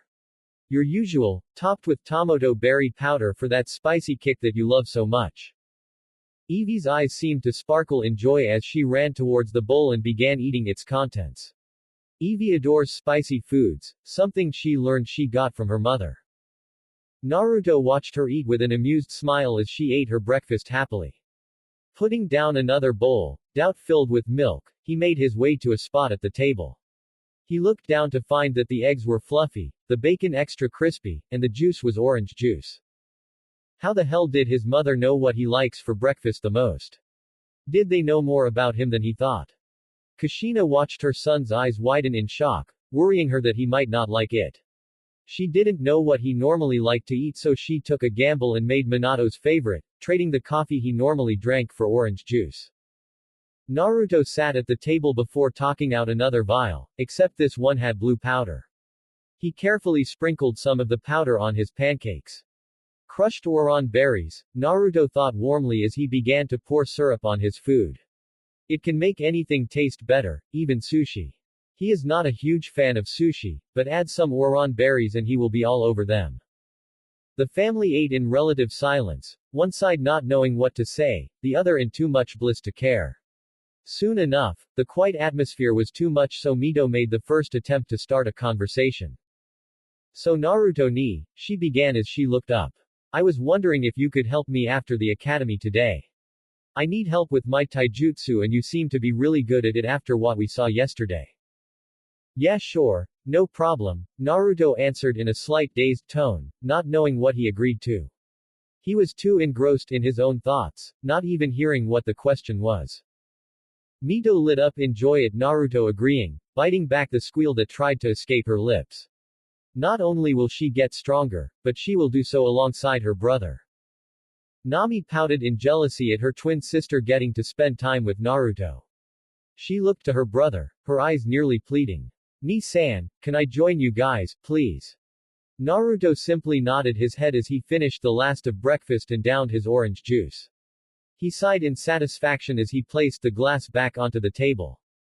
"Nothing can beat the sweet flavor of oran berries, except maybe Ichiraku ramen," he said in a mental state of bliss. Ramen is Naruto's favorite food, just like the rest of his family. It's just hard to compete with the food made for the gods themselves. Standing up from his seat, Naruto picked up his dishes and took them to the sink to wash them clean. Eevee stood up as well and placed her bowl at Naruto's feet, allowing him to clean it too. Kushina wanted to call out to him, to stop him and allow her to do it for him, but decided against it. It dawned on her that Naruto seemed to be a very independent person and probably has been this entire time without her ever noticing it. Why would he need her for such a menial task? If she asked, he would most likely have ignored her. She was both proud and ashamed that he was so independent. After he finished, he began to walk out with Eevee behind him, before stopping by the door. "You two might want to hurry up and finish before you're late to school." He walked out after saying his piece, Eevee sitting on his left shoulder. The twins sat there for a moment, confused before their eyes widened at realization of the time and began to eat their breakfast at a much faster pace. Naruto took a deep breath as he stood outside his home, blocking the sun's rays from his eyes. Once his eyes adjusted to the light, he pets the normal Pokémon on the head, gaining her attention. "I want to get there early, bud, so I want you to hold onto me tight since I don't want us to get separated." "Right," Eevee replied cheerfully. Naruto smiled as he bent lowly and began to gather aura to his legs and feet. He sensed around to be sure no one was watching, especially his family. Not sensing anyone nearby, he whispered lowly. Quick attack. Naruto took off with blurring speed and a white light. He ran, a bright smile stretched across his face. Naruto was nothing but a blurry figure that tried to watch. It took them only about 5 minutes to make it to the academy's front door. He stopped in front of the doors, unable to open if he was using quick attack to run. This was one of the downsides to moves like these, they only increase your running speed and not your actions. So while running would be quickened, simple things like opening doors would not work because his hands did not move fast enough. Naruto and Eevee made their way to the classroom and found that there were students already gathered in the room. He didn't recognize most of them, probably civilian kids. He also took notice of 3 of them, only one he knows personally. The one he actually knew was a girl named Hinata Hyuga, who seemed to brighten up at the sight of him. The next person that caught his eye was a plump child, munching furiously on several muffins and somehow did not drop a single crumb. He wore a big jacket that was dark on the bottom and light green on the top. He also wore baggy pants that were also dark green and blue shinobi sandals. Most likely an Akamichi, especially with the way he's packing away those muffins, Naruto thought as he looked at the sleeping child next to the Akamichi. That would mean he's most likely a Nara, if his laid-back aura is anything to go off of. The supposed Nara wore a shirt with a strange symbol on the front. He had a hairstyle that reminded Naruto of a pineapple with its spikiness in the back. His head was down as he was fast asleep. He wore baggy brown pants along with green shinobi sandals.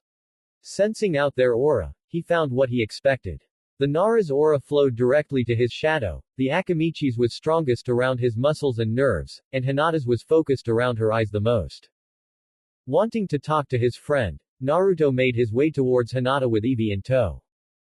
Good morning Hinata-chan, Naruto greeted, a warm smile on his face as he took a seat beside his shy friend. Good morning, Naruto-kun, Hinata greeted in a shy stutter.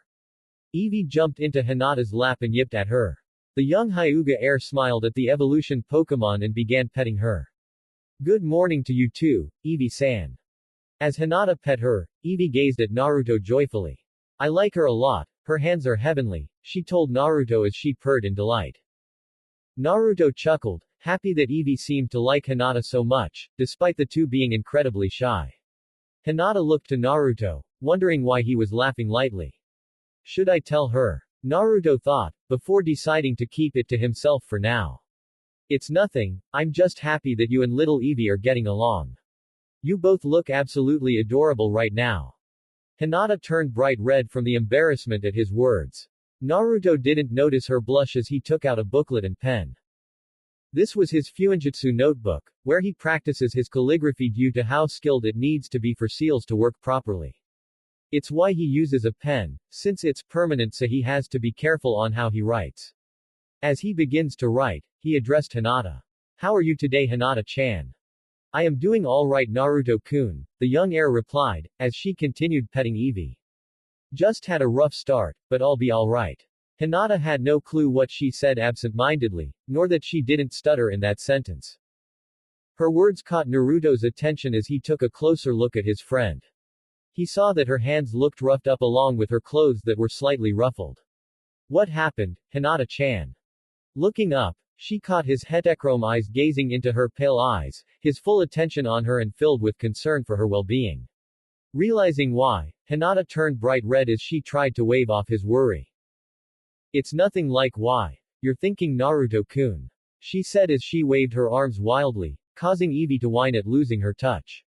I was just training with Hanabi-chan. We were practicing our gentle fist techniques. I didn't have time to change, so I rushed to the academy since I wanted to be early. So I could hopefully run into you," she thought offhandedly. Hanabi, that's Hinata's younger sister, Naruto thought before nodding. "Okay, Hinata, but you are going to have a rough day if you're not fresh for the day." He quickly grabbed his friend's hands as he placed his hands over them. "Recover," Naruto whispered as the attack covered Hinata, healing her of any wounds that were on her person. Hinata was shocked by the warm feeling that flowed throughout her body. It felt similar to when she first unlocked her chakra, a feeling of warm power engulfing her very being. Is this what Naruto did to Sasuke yesterday? As she felt her bruises vanish and even her hands lost their rough texture. Looking to her crush, she breathed out. "What was that, Naruto-kun?" "It's a healing technique I learned called Recover," he answered. He wasn't worried about Recover being known since they saw him use the move yesterday on Sasuke. "It's an attack that heals the body, though I can only heal minor wounds with it. Any major damages won't be healed so easily." "But that's still amazing, Naruto-kun," Hinata praised, feeling strangely vitalized. "To use a healing jutsu at your age is incredible. Mother always told me that it takes a skilled hand to use healing jutsu." Naruto chuckled at her as she didn't stutter her words. His chuckle snapped Hinata out of her hyper state, causing her to let out a loud eep before going bright red and trying to hide her face from him. As the two friends had their moment, neither noticed the classroom begin to fill up with students. Two of which were the Uchiha twins, Sasuke and Satsuki, who saw their friend talking and laughing with the meek Hyuga heir. Sasuke smirked since, while he may not know the Hyuga heir well, even he could see the girl had a crush on his friend. Sasuke's smirk vanished as he felt his danger senses go off, telling him to run and hide behind his mother. Looking to the source, he noticed his sister clenching her fists tightly as she watched Naruto and Hinata. The male Uchiha twin took a step to the left, not wanting to be near his sister in case she exploded in rage. Satsuki Uchiha was doing her best to hold back at seeing Naruto and Hinata being so close with each other. Satsuki knew that she herself had feelings for the boy ever since they met, he was just too sweet to not fall for. Plus talking to her mother about her feelings had helped her a lot with figuring out. She also knew that Hinata had a crush on Naruto too, it was obvious to see since she exhibited a lot of the same signs that she has. She and Hinata had met through Naruto, and while not hating the other like most Uchiha and Hyuga did, they weren't exactly close. Her eyes narrowed as she saw Hinata giggle at something that her blonde crush told her. Sasuke began to see a dark aura surround his sister, making him worry even more. Naruto. Dobi. Sasuke thought frantically. Do something. Satsuki is about to explode. I don't want to die so early in life. Eevee, who was snuggled into Hinata's lap, felt immense danger nearby and began looking around for the source. Her gaze paused on Satsuki, who was getting angrier as she stared in their direction. The young normal Pokémon tilted her head in confusion, not understanding why she was so angry. Deciding to alert Naruto, Eevee looked towards Naruto and spoke through their connected auras. Hey Naruto, she called out, getting his attention as he gave Eevee half of his attention as not to alert Hinata. Your friend Satsuki is here and she seems to be really upset about something. Naruto looked to the front of the classroom to see Satsuki clenching her fists and Sasuke trying to inch away from his sister as not to be caught in her anger. Worried about what could be upsetting his friend, Naruto stood up from his seat, which got him a confused look from Hinata. Satsuki-chan, hey there. He called out to her, snapping the Uchiha from her angered state. Come over here, there's some seats over here for you and Sasuke. Satsuki blushed slightly at Naruto inviting her over to sit next to him, a small smile gracing her lips. She quickly made her way to her crush, her anger from before forgotten for the moment. She just wanted to be near him right now. I won't give him up to you so easily, Hinata. She yelled mentally. Sasuke followed after his sister wordlessly, thankful that his sister had calmed down. Thank the Almighty above that Naruto was able to calm her down. I do not want to deal with an angry and jealous Satsuki. He shivered slightly at the thought since his mother was a very scary woman when angry and his sister most likely inherited it from her. Naruto walked over to Satsuki as he pulled her into a warm embrace, unaware of the bright blush on her face from his actions. Naruto separated from their hug, missing Satsuki's disappointed sigh, and smiled. Are you okay, Satsuki-chan? Naruto asked her. Naruto could tell that she was upset about something, and that's not something he was happy so see. He was going to help his friend with whatever that's bothering her and make her smile again, something that he loved to see on her face. I'm fine, Naruto-kun, Satsuki replied with a nervous smile. She wasn't ready for him to know about her feelings for him, figuring it was too early for that. They have been friends for a while, but they still had some growing up to do before anything like that should cross their minds. She had to come up with an excuse and fast. I was just annoyed at the fact I'm having trouble figuring out what jutsu I should add to my repertoire since I only know the fireball jutsu at the moment. Naruto nodded his head, knowing how she feels about wanting to learn a new technique. He gave his friend a bright grin, an idea popping in his head. How about I help you then? I know a fire jutsu that I taught myself a while back that goes together very well with taijutsu. This made Satsuki smile happily at Naruto not only buying her lie, but also his willingness to help her. It was sweet of him. For the record though, it's an advanced fire technique that will require a high amount of chakra control to pull off and is not an easy technique to learn. Think you will be able to keep up? He asked playfully teasing her. Satsuki nodded her head, excited to learn something new from her friend. She was so excited at the prospect that she failed to notice the info that he told them. Information that was not missed by her brother, who raised his eyebrow in curiosity at his best friend. So you have a fire element along with a water element affinity and even have jutsus for both. He could not keep the amazement out of his voice and no one could blame him. He knew his friend was skilled, even before their match yesterday, but he had no clue that Naruto not only possessed two elements at his young age, but even learned jutsus for both on his own since he knew Naruto's parents didn't teach him. His brother Itachi knew several jutsus at their age, but most were the basic academy techniques and a few fire jutsus. It made him curious on the training Naruto has put himself through to learn his entire current move set. The red-tipped blonde smirked and nodded to his friend's question. Yeah, I learned that I have both strong affinities for water and fire a long time ago. I might also have a weaker affinity to wind due to Hokage-sama having that element, but I'm not too sure since not all elements are passed down. That was a half-lie on Naruto's part as he knew for a fact that his two strongest affinities are water and wind, not water and fire. Wow, that's amazing Naruto-kun, Hinata said in awe, her eyes wide. She had no idea that her friend crush was so strong. She and Naruto always had a strong connection due to being very similar in lifestyles. They both had really strong family that left them with high expectations. When they didn't meet those expectations, then they were ignored and considered nothing to cross their minds, as far as she knew of. Her father used to love her unconditionally, but after losing to Hanabi so much caused him to become colder towards her.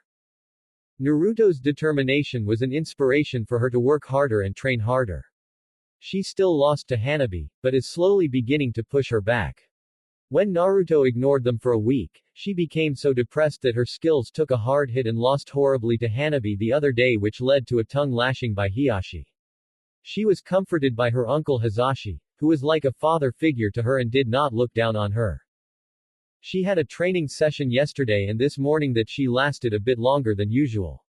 As usual though, Hanabi gained the upper hand and beat. She just couldn't figure out why.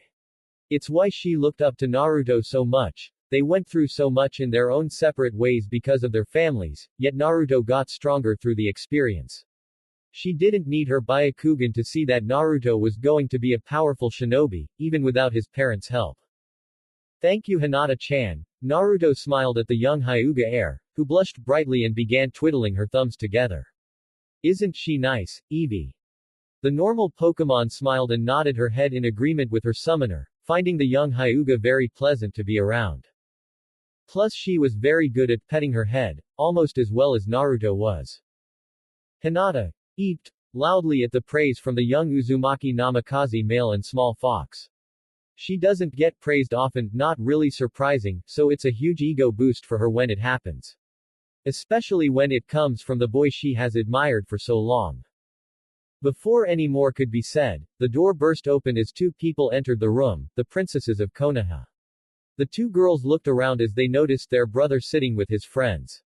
Before Naruto could approach him, Mito stopped her with a hand on her arm. Naruto looked at her sister, confused why she was halted. Let's not push him too much, Mito answered her unasked question. He still isn't too comfortable with us, besides we will be with him later due to training. Naruto didn't look quite convinced. But what if Tu-san and Ka-san to get us so we can train with them? It wouldn't be the first time they picked us up to take us to some other training ground for some other form of training. Then we will make sure he trains with us, Mito said with the strong determination that the Uzumakis were known for. She will hang with her brother today, he will not be ignored again. As Naruto was about to respond, they heard the telltale signs of little feet hitting the ground. Both nodded since they knew who the sounds had belonged to. Moving to the sides, and out of the way of the door's entrance, they barely dodged the two young screaming girls that rushed into the room. The most noticeable girl was an average-height girl with bright pink hair that was pressed down. She had light green eyes that sparked with anger at her friend rival. She wore a long V-neck green shirt that had white sakura petals on the bottom left corner. She wore red spats and blue shinobi sandals and a red ribbon on her head. This was Sakura Haruno, a civilian girl and the best friend of Mito and Naruto. Next to Sakura was the same girl that Naruto met, Ino Yamanaka. She wore a loose pink shirt with a blood-red collar and a purple ribbon around her stomach and waist. In contrast to Sakura, she had teal-gray eyes that had no pupils. She was also the other best friend of the Namikaze sisters. The sight of Ino caused Eevee to flinch away from the blonde in an attempt to hide from her, not wanting to be squeezed to death again. I made it first. Ino yelled at the pinkett who only glared back at her friend.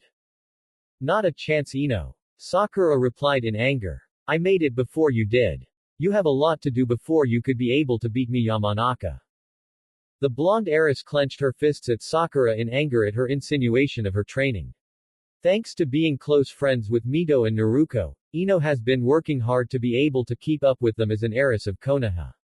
She isn't anywhere near their skill level, due to still learning better chakra control, but she is still better than Sakura in terms of actual combat skill. The same is said for Sakura, who has been training harder after meeting Mito and Naruto. Unlike her rival friend though, Sakura only trains harder so not to be left behind by Ino. She hates to lose to Ino in anything at all, whether it is looks or skills.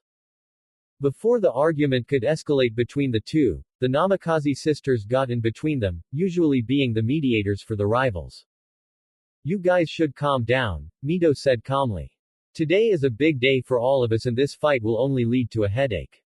Just settle this dispute in a sparring match or something. Both girls glared at the other for a moment before nodding in agreement. Naruto smiled brightly as she walked towards an empty seat by a window. Let's get ourselves ready and catch up since we are early. We will just have to talk with Naruto later, maybe during lunch break. The other three girls agreed as they took their seats nearby the excited redhead and began talking about all of the gossip they could think of. Before Naruto's group could go back to their conversation, Naruto spoke up with aggravation in his tone. Get ready for one of the biggest headaches in my existence. Kami help my patience. As soon as he finished, the door burst open once more, and his friends instantly understood his annoyance. The person who burst in was a young man by the name of Kiba Inuzuka, the heir to the Inuzuka clan. He was a loud and brash child with an arrogance that he had no real reason to have due to being a barely average student in actual skill.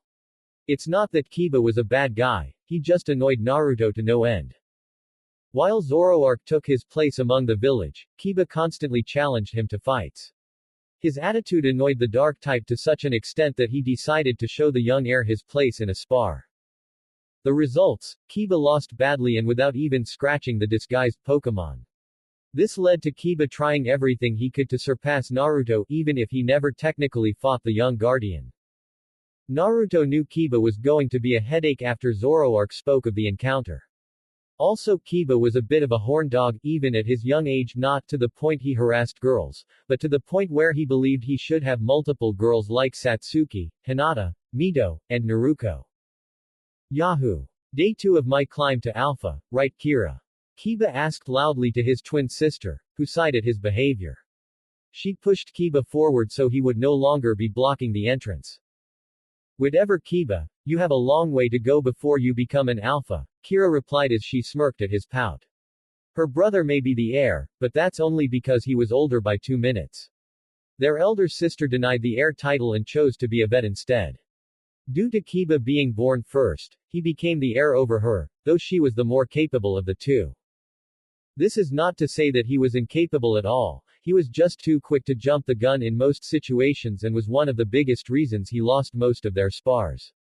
If he used his head more often then maybe they would be about even in skill. Kira looked around and spotted her best friend Hinata and smiled, happy to see the Hyuga. They met in the forest when they were younger and have been one another's stepping stone for getting stronger. Kira looked to the side and noticed that the only male Namikaze sibling was with her. She was intrigued by his good looks and beautiful mismatched eyes. She knew he was strong and it was not just because of the spar yesterday with Sasuke. It was her own instincts granted to her thanks to her bloodline that warned her to be wary of him, that he was much more dangerous than he seemed. The fact that he actually beat both the Uchiha and her brother only proved that there was more to him than he has shown. Also, it was very obvious to her that her rival had a deep crush on Naruto and it made her curious about the type of person he was. Deciding to talk to Hinata and her group during lunch mostly because of there being no open seats next to them, and grabbed her brother by the shirt to drag him to an open seat, which gained her an indignant, "Hey," from the male twin. As he watched his annoyance get dragged, Naruto could not stop the small snort at his so-called rival being manhandled by his sister. Look at Dogboy being easily controlled by his sister. Hinata looked to her friend, confused of his dislike of the Inuzuka boy. She has met him a few times through her friendship with his sister and while she may not be comfortable around him, but she didn't see him as a bad person. She didn't even know that they had any form of interaction at all. Her curiosity had to wait as the door opened for 2 more students to walk in. The first was a big kid, in matters of weight, and spiky, light brown hair. He wore a green jacket that was dark green on the left half and light green on the right. He wore gray shorts and blue shinobi sandals. On his cheeks were the signature orange swirls of the Akamichi clan. He was eating a bag of chips in a rapid pace. Next to him was another boy that walked in with a lazy and uninterested posture. He had black hair that was tied and spiked up, giving it a pineapple-like appearance. He wore a gray shirt that had the signature symbol of the Nara clan on the front of it. He wore dark blue shorts and green shinobi sandals. The pineapple-haired boy yawned in a bored manner as he walked to some empty seats in the middle of the room. This is so troublesome, he said as he quickly put his head on the table. I just want to go back to sleep. The big-boned kid chuckled at his friend's attitude as he sat next to him. It's not that bad, Shikamaru, he said in between bits of chips. We will be able to get stronger this way, buddy. Easy for you to say, Choji, Shikamaru replied. You weren't forced into this by a troublesome mother like I was. Shikamaru was the type of person that personified the term laziness as he would rather nap and stare at the clouds all day than do any form of actual work. It was something that most Nara men were known for. Choji chose to continue to eat his morning snack, instead of responding to his best friend. The entire classroom resumed their desperate conversations, no longer interested in those that entered the classroom. Everyone was engrossed in their own talks that no one, except Evie whose ears perked up, that Iruka has entered the classroom along with another Chunin that had silver hair. Evie narrowed her eyes at the new Chunin, not liking him at all. She felt every muscle in her body tense up in her fur stand on end the moment she laid eyes on him. Hinata, due to holding the normal type, was the first to notice Evie tense up defensively. Looking at the normal Pokémon with concern, Hinata pet her head softly in an attempt to settle her. The young Hyuga figured maybe that it was all the people gathering in a place that she wasn't used that made her tense up. Anyone would really in an uncomfortable position like that. Evie visibly relaxed in Hinata's care, slightly purring at the affection but never taking her eyes of the new Chunin. Alright everyone, settle down, Iruka spoke, attempting to gain his class's attention and failing to do so as they continued their conversations. Getting annoyed, he tried 2 more times, only to end up with the same results. His patience at its end, Iruka channeled chakra to his throat as he took a deep breath and yelled at the top of his lungs. Pipe down and pay attention you noisy brats. This caused everyone in the classroom to go silent and cover their ears from the loud shouting. Naruto had his hands clamped over his ears in an attempt to gain his hearing back. Evie not only had her paws over her ears due to painful ringing in them, she also let out a pained whimpers from the pain that her sensitive ears were feeling. Naruto, seeing Evie in such pain, felt his anger rise as he sent a glare at Iruka. He even sent a deadly, but small, dose of killing intent towards an unsuspecting Iruka, who began sweating from his nerves kicking up and even began to pull out a kunai due to his reflex. The classroom all froze in fear, thinking if any of them so much as twitched then they would die. Even Mizuki was shivering from his nerves, not knowing what to do as he looked for the threat. Iruka gazed in fear and shock when he realized that the killing intent was coming from Naruto. He's barely an academy student. Where did he learn to wield such potent ki? What did I do to make him direct such anger at me anyway? Iruka sensei. Naruto growled angrily at the Chunin instructor, his eyes glowing barely. Lower your volume, Evie's ears are sensitive. Gazing at the young fox that was shaking its head, Iruka felt slightly bad about it. He may not be a fan of foxes due to the Kyuubi attack, he never wanted to harm any foxes like some of the villagers have done. I'm sorry Naruto, Evie, he apologized sincerely. I didn't mean to cause harm, but as an instructor I have to make sure you all pay attention. He said this with a slight glare to his class, having regained his bearings. Naruto nodded his head, having accepted the apology. He pulled back his ki before looking around and taking note of the fearful looks from the students. He tilted his head in confusion. Are they not trained to handle killing intent? I barely used any. He, himself, is very used to it due to Giratina having a very high amount that it sometimes leaks out when he is just annoyed slightly. He just grew used to it over time. Are we not going to begin class?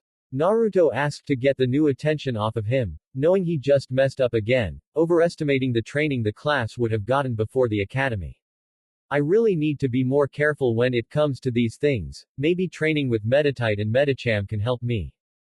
Iruka nodded as he clapped his hands to regain the class's attention. Putting everything aside, we have much to discuss. First, let's get roll call starting with Amy. As Iruka called out names, Naruto sighed bored. This is going to be a long day, I can just tell. I wonder how Riolu and Zorua are doing. Reverse world.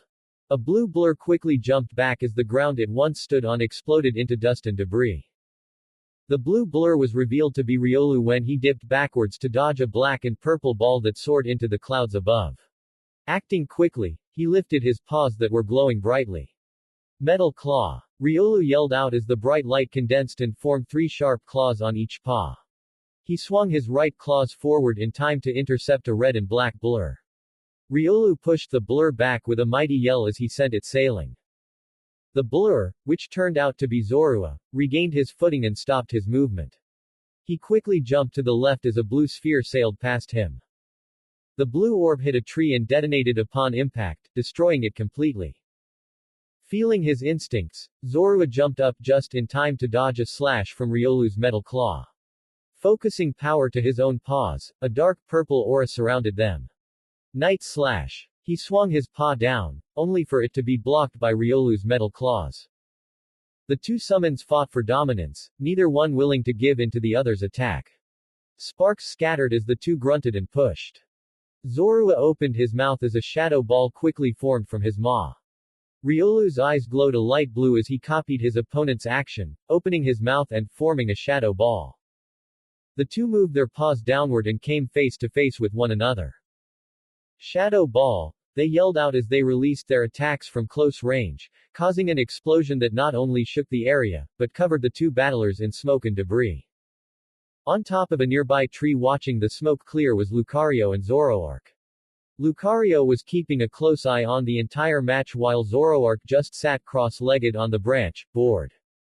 It would seem Riolu has better handle on his copycat attack, the dark type stated as both Riolu and Zorua jumped out of the smoke and rushed each other again.